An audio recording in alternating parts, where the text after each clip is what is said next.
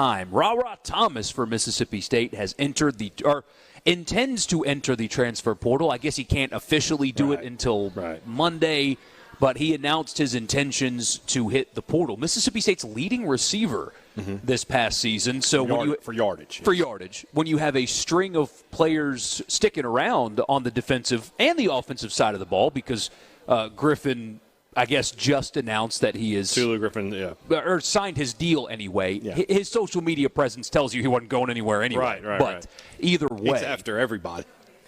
This is the first major portal name to drop really in the state, I think. Especially in terms of playing production. time. Yeah. I mean, we've seen some big time recruits, come and go, but those were guys who weren't getting it done. Rara Thomas is a guy who, was a big piece of what State wants to do. So why did this happen?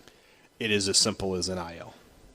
It is literally that simple. That it's like a job negotiation. He wanted X, State offered Y, and never the twain shall meet.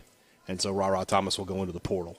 I'm told that his demands were high, higher than almost anybody else on the team would have been getting, a number that was just unfeasible, for Mississippi State.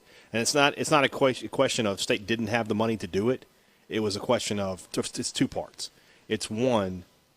You have to be smart. This is a business. Yeah. You can't just go spending willy-nilly on everything.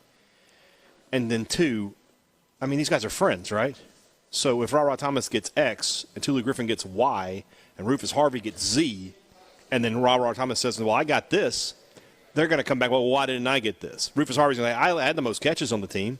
Tulu Griffin's going to go, hey, I make things happen in the return game. And now all of a sudden it becomes unfeasible. Yeah. So that may be a hard pill to swallow. But State and Ole Miss fans are going to have to swallow it too. There's going to be a guy that's just going to say, look, at the end of the day, the financial investment does not match what we're getting on the field. That happened not about current roster in that May. I just don't know. That happened in recruiting. They were after a certain quarterback, and that quarterback wanted, or at least really liked Lane Kiffin, really liked Ole Miss as a brother on the team, wanted to go to Ole Miss, but there was a point where they were like, we can't do that. Right. And he's now committed to Florida after being committed to Miami. Right. Fans don't like this. And I understand why. I understand why. It's easy to fix if you're a fan. Just send the money in. It is very easy to fix if you're a fan. I think people are making incorrect comparisons, though. I see too many people compare this to NFL free agency.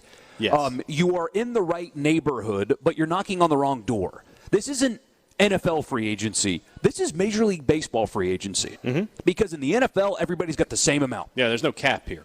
There's no cap here. And so it's like Texas A&M's the New York Yankees. Great comparison. Don't win anything at all, but they spend the most. Richard just catching strays. Yeah, he is. That was unintentional, but that's okay. At least he's on Chris Paul. But Mississippi State doesn't have what Texas A&M has or what Alabama has. Ole Miss doesn't have what Texas A&M has, but the same thing goes with anything football. Think about through the years, why doesn't Mississippi State and Ole Miss have a practice facility or a locker room that looks like Alabama's? Yeah. You got to be smarter about how you spend your money, and the same thing is true here. So the comparison that somebody made to me, and I can't confirm any of these numbers, right? But I was told, I was given an idea of what Quinshon Judkins got from Ole Miss, right? Mm-hmm. Rara wanted that kind of money.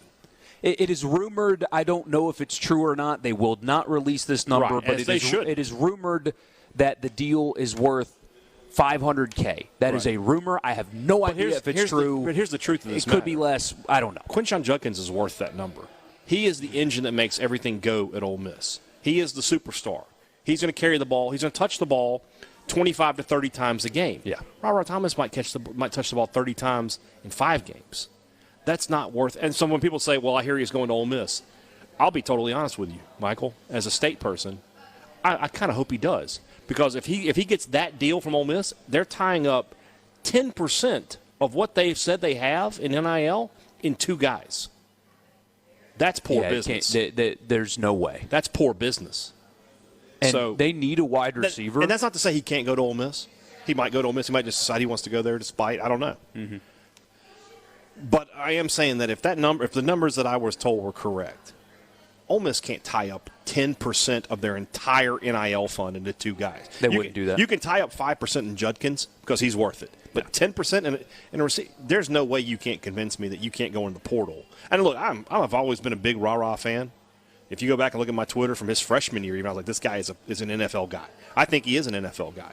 He'll be a good receiver. He'll be wide receiver 1 for a good college football program next year.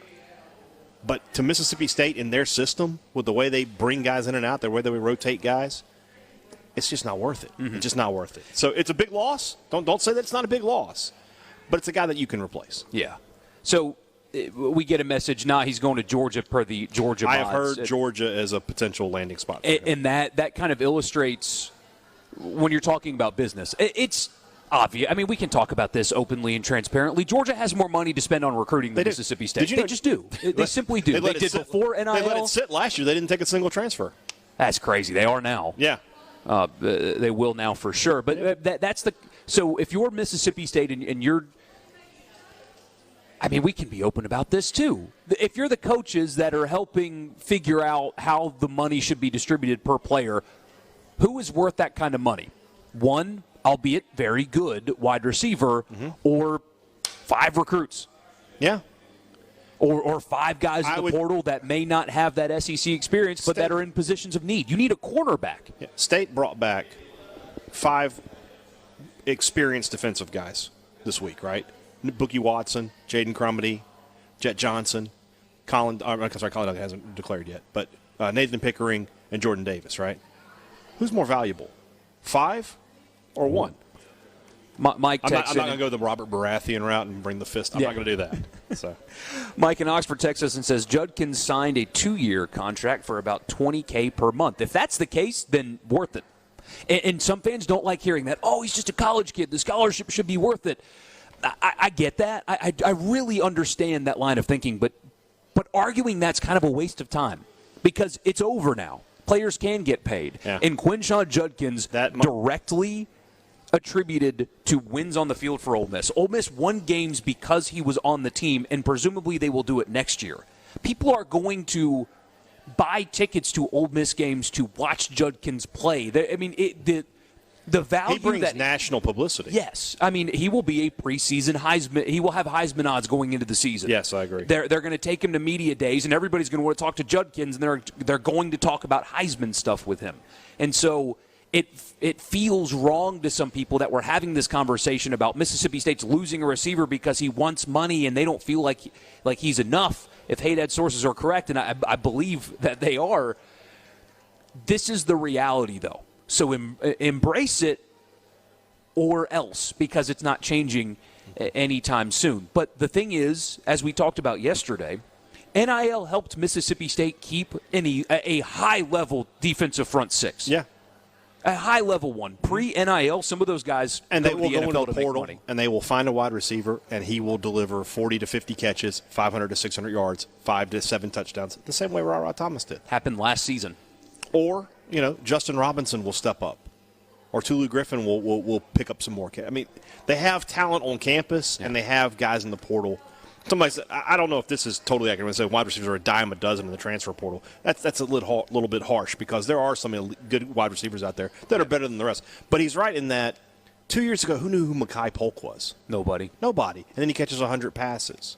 So there's a Mekhi Polk out there right now. It's just getting him in the right system. Of course. And so it's up to Mississippi State now to find that guy. And as the world turns in college football, Chase in Columbus says people can like it or not, but if you want to cross the bridge, you have to pay the toll. That's true. He also says him potentially being poached by Georgia is exactly why it was imperative for Ole Miss to lock him up, talking about Judkins.